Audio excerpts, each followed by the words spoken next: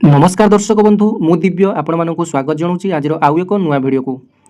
दर्शक बंधु आज ही भिडियो माध्यम जाना जे ईपीएफओ एकाउंटधारी मैंने सेमानकर निजर बालांस एवं ट्रांजैक्शन लिस्ट केमिति आपण माने निज मोबाइल रे गोटे कॉल माध्यम एवं एसएमएस माध्यम आपण माने केमिति पाई परिबे बा जानि परिबे डिटेल जानिबा।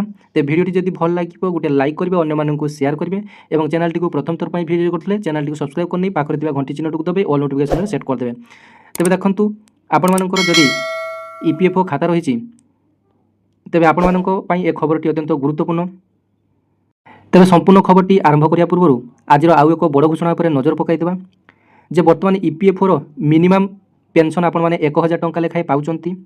तेबे आज एक अपडेट अनुसार जे ईपीएफओ पेंशन रे विराट बड़ परिवर्तन आने को जाऊँच केंद्र सरकार। एणिकी मिनिमम पेंशन 2500 टंका को वृद्धि पाइब, जहाँकि बर्तमान आपण मैंने 1000 टंका मिनिमम पेंशन पाँच। तेबे आपण मैंने जदि चाकरी तो 10 वर्ष कंप्लीट कर सारी तेबे एणिकी आपण मानकु 2500 टंका पेंशन मिल, जहाँकि आसंता 10 तारिख और 11 तारिख रे एक मीटिंग टी रही सरकार सहित ईपीएफओ संगठन सरकार सहित एक बैठक रही। तेबे से बैठक रे निष्पत्ति जहाँ हे ताहा आपण मानकर मिनिमम पेंशन धार्य करा जिवो। तेबे परवर्ती अपडेट आसिले आपण मानकु निश्चिंत देबी। तेबे वर्तमान आज खबरटी को जानि नेबा जे केमिति गोटे फोन कॉल माध्यम एवं एसएमएस पठे आपण माने निजर पीएफ बैलेंस टी को आपण माने देखि परिबे। तेबे देखंतु ए संपर्क में जो न्यूजटी आसी प्रथम भल भाव पढ़ी नवा। एबे मात्र गोटे मिस कॉल रे जानि पारिबे पीएफ बैलेंस ईपीएफओ जारी कला नंबर जल्दी करंतु नोट। तेबे देखंतु जदि आपण मानकर पीएफ बैलेंस जांच करिया पई प्रत्येक थर कोनसी वेबसाइट किंबा ऐप रे लॉगिन करबा को पड़ुची। आपण माने जानिचंती आपण मानकर ईपीएफओ बैलेंस जानिया पई आपण मानकर ऐप रे लॉगिन करिया पई पड़िबो, वेबसाइट रे लॉगिन करिया पई पड़िबो आपण मानकर आईडी पासवर्ड थी। तेबे देखंतु तेबे एबे आपण मानकर पई एक सहज उपाय सरकार आपणैचंती। वेबसाइट रे आ समय नष्ट करिया को पई पड़िबो नाही किंबा उमंग ऐप किंबा कियोस्क रे लाइन रे अपेक्षा करिया को पड़िबो नाही। तेबे देखंतु ईपीएफओ एक मोबाइल नंबर जारी करिछि जेउठारे गोटे मिस कॉल आपण मानकर पीएफ अकाउंट संपूर्ण सूचना आपण मानकर फोन को आसीबो। एही उपयोगी नंबर को आपण मानकर फोन रे सेव करंतु। तेबे देखंतु कर्मचारी भविष्य निधि पांठी संगठन ईपीएफओ कर्मचारी मानक पई सुविधा पई एक हेल्पलाइन नंबर टी जारी करिछि। हेल्पलाइन नंबर टी मध्ये जानि रखंतु 99660445 नंबर। एही नंबर को आपण मानक कॉल करिया पई पड़िबो। केवल एही नंबर को एक मिस कॉल दियंतु एवं किछि सेकंड मध्य आपण मानकर पीएफ बैलेंस एवं शेष अवदान अर्थात शेष ट्रांजैक्शन अर्थात आपण मानकर केते टंका रही सूचना सहित एक एसएमएस मध्य पाई परिबे। तेबे देखंतु आपण माने नंबर टी को भल भाव रे नोट करि नियंतु 99660445 एही नंबर टी को आपण माने बस केवल गोटे मिस कॉल मारी आपण माने कॉल टी को काटी देबे। तापर ऑटोमेटिक आपण मानकर जो मोबाइल नंबर सहित आपण मानकर ईपीएफओ अकाउंट टी लिंक अछि आपण मानकर ऑटोमेटिक आपण मानकर ईपीएफओ बैलेंस केते रही आपण मानकर मोबाइल को आसी जिवो एवं आपण मानकर जो मिनिमम बैलेंस केते रही केबे ट्रांजैक्शन हेतला ताहा मध्ये डिटेल्स आपण मानकर आसी जिवो।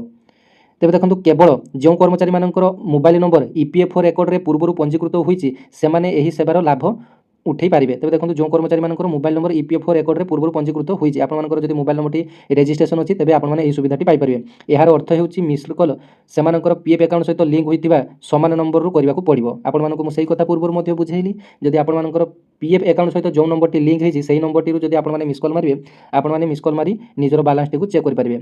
आपण इंटरनेट बिना मध्ये आपण मानकर बैलेंस जांच करि परिबे। केमिति आसंतु जानिबा।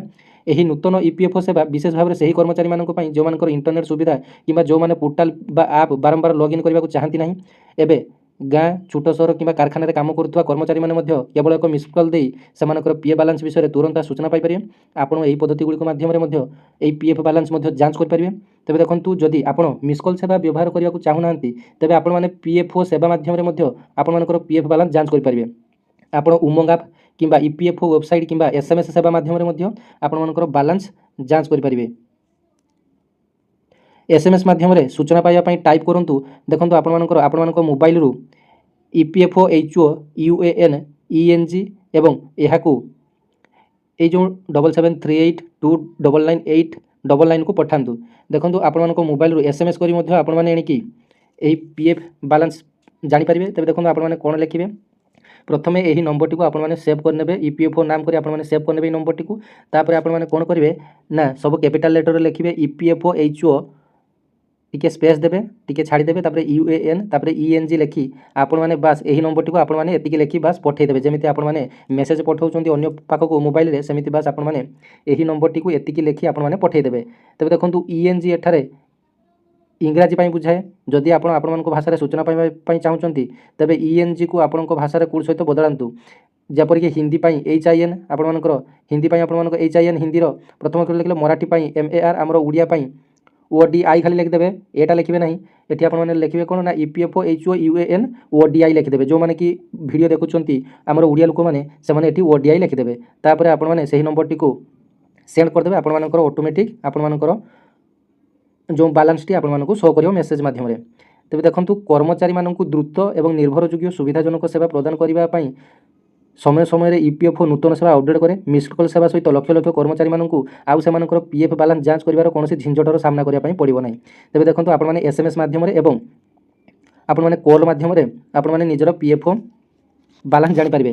ଆପଣମାନଙ୍କର ଦେଖନ୍ତୁ, ଯେଉଁ ଆକାଉଣ୍ଟରେ ଆପଣମାନଙ୍କର ଯେଉଁ ଆକାଉଣ୍ଟ ସହିତ ଆପଣମାନଙ୍କର ମୋବାଇଲ୍ ନମ୍ବରଟି ଲିଙ୍କ୍ ଅଛି ସେହି ନମ୍ବରଟିରୁ ଆପଣମାନେ ମିସ୍ କଲ୍ କରିବା ଆବଶ୍ୟକ। ଯେଉଁମାନଙ୍କର କି ବର୍ତ୍ତମାନ ସୁଦ୍ଧା ବି ମୋବାଇଲ୍ ନମ୍ବର ଅପଡେଟ୍ ନାହିଁ, ତେବେ ଆପଣମାନେ EPFO ସହିତ ଆପଣମାନଙ୍କର ମୋବାଇଲ୍ ନମ୍ବରଟି ପ୍ରଥମେ ଅପଡେଟ୍ କରିନିଅନ୍ତୁ। ଅପଡେଟ୍ କରିସାରିଲା ପରେ ଆପଣମାନେ ସେହି ନମ୍ବରରୁ ମିସ୍ କଲ୍ ମାରିବା ପାଇଁ ପଡ଼ିବ। ତେବେ ଆପଣମାନେ ସହଜରେ ବାଲାନ୍ସ ଆପଣମାନେ ଚେକ୍ କରିପାରିବେ। ଧନ୍ୟବାଦ। ଜୟ ଜଗନ୍ନାଥ।